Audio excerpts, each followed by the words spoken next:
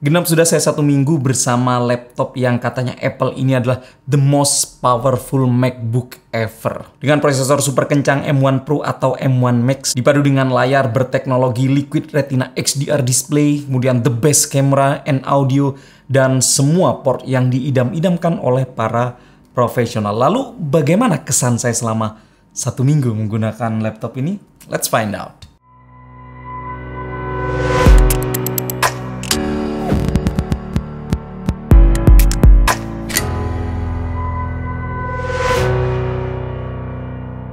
Memang jujur harga yang harus saya bayar untuk laptop ini tidak murah.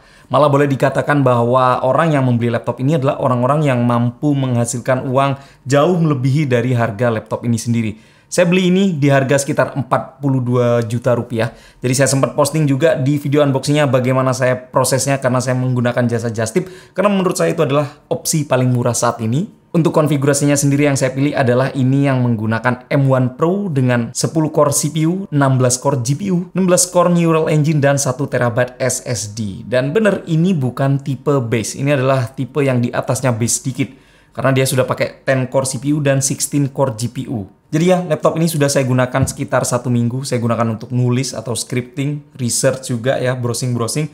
Kemudian ngedit video yang jelasnya, tugas utamanya, kemudian ngedit foto juga.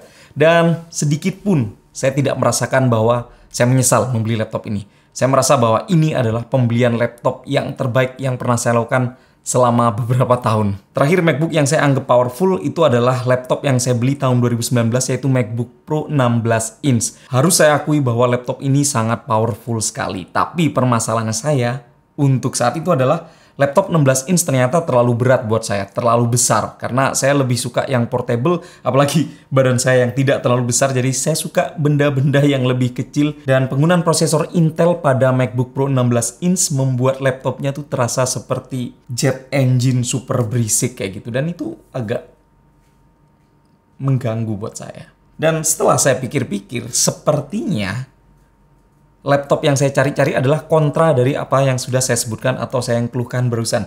Jadi saya mencari laptop yang ringan, portable, tapi powerful. Nggak seperti jet engine suara fan-nya alias senyap.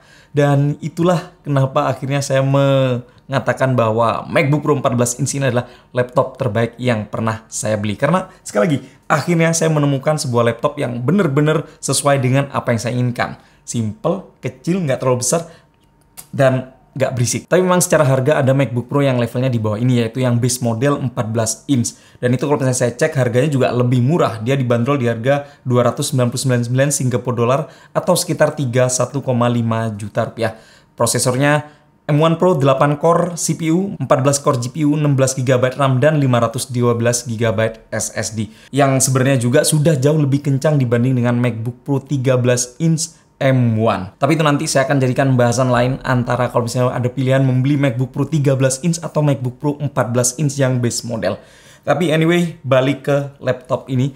Jujur, saya sudah menggunakan laptop ini selama 1 minggu dan saya tidak ada keluhan sedikit pun. Jujur, selama 1 minggu ini saya belum melakukan tes benchmark apapun terhadap laptop ini. Saya benar-benar ingin mengetahui real usage atau bagaimana workflow saya saat saya bawa ke laptop ini. Dan ternyata banyak hal positif, ada juga hal negatif mungkin ya. Saya mulai dari hal-hal yang saya tidak suka dari laptop ini. Yang pertama mungkin dari sisi port. Betul, memang mungkin Apple akhirnya memberikan semua port yang kita butuhkan. 3 USB-C Thunderbolt 4, kemudian MagSafe, kemudian headphone jack yang juga sudah punya kualitas yang beda. Terus kemudian ada HDMI port juga, dan 1 SD card. Tapi menurut saya masih kurang 1 lagi, yaitu USB-A. Mungkin beberapa dari kalian juga akan berkata bahwa ngapain bro USB-A? Sekarang sudah semua beralih ke USB Type-C semua. Iya betul, tapi saya yakin di luar sana itu masih banyak orang yang masih menggunakan USB-A. Contohnya saya, pada saat saya gunakan untuk ngerekam video ini, audio atau USB card atau sound card saya itu terhubung ke laptop yang terpaksa harus masih pakai dongle lagi karena memang colokannya masih USB-A. Nggak cuma itu aja, kalau misalnya kita menggunakan mouse seperti saya biasanya pakai Logitech Superlight, itu juga masih pakai dongle. Jadi menurut saya untuk benar-benar real usage-nya, USB-A itu masih dibutuhkan oleh kita semua. Dan saya rasa sudah, itu adalah hal yang saya rasa agak kurang. Terus kemudian bagaimana dengan notch? Memang beberapa website-website di luar atau saya coba sendiri itu seperti menyembunyikan beberapa bar, tapi saya rasa nggak masalah karena pada saat saya gunakan laptop ini terus kemudian softwarenya atau aplikasinya itu saya atur ke full screen itu sudah nggak ada lagi notch-nya, bener-bener sudah hilang. Apalagi layar dari laptop ini berteknologi mini LED. Dia punya warna hitam atau kontrasnya itu benar-benar hitam. Jadi sekali lagi begitu sudah full screen, bar notch-nya itu hilang jadi satu semua. Hilang benar-benar. Jadi saya nggak ada masalah. Tapi yang saya rasakan adalah kemarin saya sempat bawa laptop ini ke sebuah cafe. Saya buka terus kemudian ada orang berdiri di sebelah saya terus kemudian bilang, "Mas, ini laptop MacBook yang baru ya, ini ada notch-nya." Dan sekali lagi pada saat momen itu saya langsung berkata, "Damn Apple ya, kalian sukses bikin sebuah produk yang benar-benar dikenali orang walaupun itu dari agak jarak yang agak jauh gitulah." Oke, sekarang saya membahas dari apa yang saya suka dari laptop ini dan itu banyak. Yang pertama adalah desain. Desain ternyata saya suka sekali. Dulu memang pada saat MacBook Pro 13 itu kerasa lebih tipis, lebih ramping dan ini memang kerasa lebih bulky karena bagian bawahnya ini terlihat full ke bawah, terus kemudian bagian layarnya ini super kokoh sekali. Ini benar-benar kerasa lebih tebal dibanding dengan MacBook Pro 13 inch. Efeknya adalah ini benar-benar laptop yang kerasa super tank sekali, benar-benar kerasa super kokoh. Dan yang saya lihat ini seperti perpaduan laptop atau MacBook tahun 2015 di mana generasi sebelumnya dengan MacBook generasi tahun 2016 atau yang sampai terakhir lah.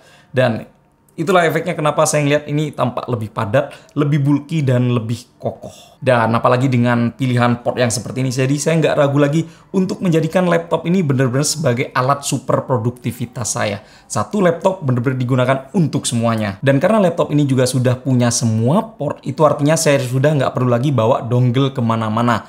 Dan sebagai catatan juga, 3 USB-C-nya ini bisa disambungkan dengan 2 monitor 6K. Dan kalau bisa digabungkan dengan port HDMI-nya, itu artinya dengan satu laptop ini kita bisa menyambungkan 3 monitor sekaligus. Dan ini menurut saya benar-benar positif mengingat MacBook Pro M1 atau MacBook Air M1 itu cuma bisa connect satu monitor aja. Berikutnya adalah baterai. Ini adalah hal yang saya suka. Mengingat laptop ini dia menggunakan M1, otomatis dia sangat irit daya sekali. Memang harus saya akui dia tidak seirit MacBook Pro 13 inch karena kalau bisa dilihat dari pengumuman dari Apple sendiri, MacBook Pro 13 inch dia bisa bertahan 20 jam, sedangkan laptop ini bisa bertahan 17 jam. Tapi menurut saya itu masih cukup. Saya ingat kemarin saya bawa laptop ini keluar buat ngedit video, saya bawa dari rumah 100%, kemudian saya ngedit video. Pada saat saya gunakan untuk ngedit video 4K sekitar 2 jam, terus lanjut bikin thumbnail, terus sampai dengan upload video YouTube, baterai yang awalnya 100% itu masih tersisa sekitar 60%-an, 67% malah waktu itu.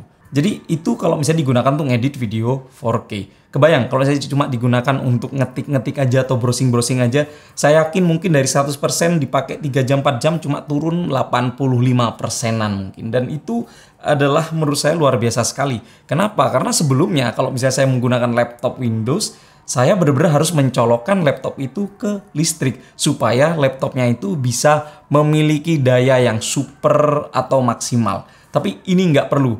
Jadi mau ngecas mau enggak tetap dia powerful. Jadi saya sempat ngerasa bahwa charger dari laptop ini kayak casan HP aja. Saya ngecas cuma pas baterainya habis aja. Dan tapi karena kepala chargernya sendiri dia punya daya 96 watt, saya ngerasa juga cepet banget. Bener-bener 50% itu bisa dicapai dalam waktu yang tidak lama sekali ya. Oke, berikutnya yang saya suka adalah layar. Layar memang lebih besar secara spesifikasi dibanding yang 13 inch. Dan saya merasa layar dari MacBook Pro 14 inch ini bener-bener nikmat sekali. Tajam, kontrasnya luar biasa sekali. Apple menyebutnya Liquid Retina XDR display dengan kecerahan layar 1000 nits, 1600 nits peak brightness. Dan ukurannya sendiri juga bukan 14 inch pas ya, melainkan 14,2 inch. Dengan resolusi 3024 x 1964, 5,9 juta pixel, 254 ppi.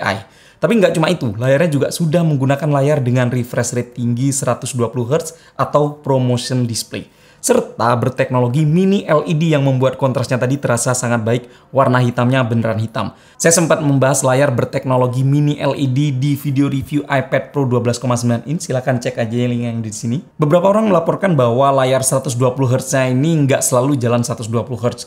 Dan memang betul, kadang saya ngerasakan itu juga nggak Tapi menurut saya nggak masalah, karena masalah refresh rate ini pada saat dibutuhkan dia keluar, pada saat enggak ya udah nggak apa-apa. Saat misal saya gunakan untuk nonton film atau nonton YouTube, ngapain 120 refresh rate? Kan mending tetap normal-normal aja, turun jadi 24. Karena dia sendiri tipenya adalah dynamic, bisa naik turun sesuai tampilannya. Lalu berikutnya yang saya suka adalah speaker. Bahkan saya akan mengatakan bahwa speaker laptop ini adalah yang terbaik di antara seluruh laptop ringkas laptop mobile. User experience-nya tuh agak unik. Saya kira audionya tuh akan keluar dari sisi kanan kiri.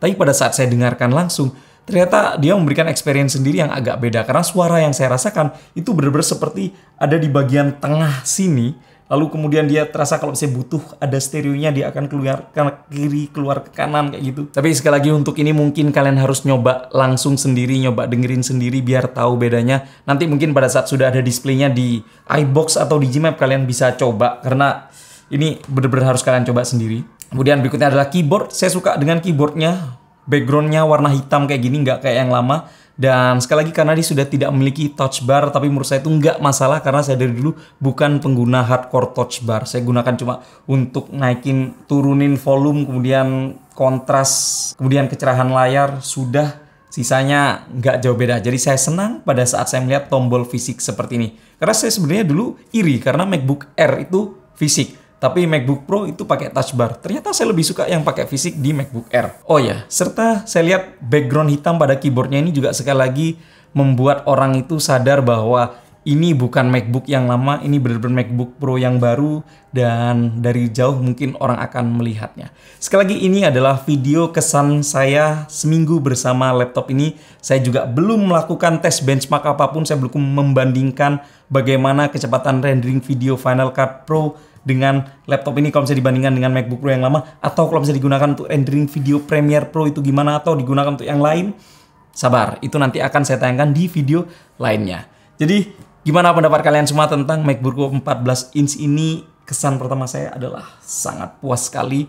Dan kalau misalnya saya ngerasa saya puas terhadap laptop ini, feel saya bagus, mood saya bagus, itu artinya saya bisa lebih produktif dan lebih sering bikin video yang bisa membantu kalian semua untuk menentukan apakah kalian butuh membeli sebuah produk atau enggak. Itulah kerja dari seorang reviewer. Well, itulah video kali ini. Terima kasih sudah menyaksikan sampai selesai. Saya Ibnu Kumar pamit. Sampai jumpa di video selanjutnya. Bye-bye.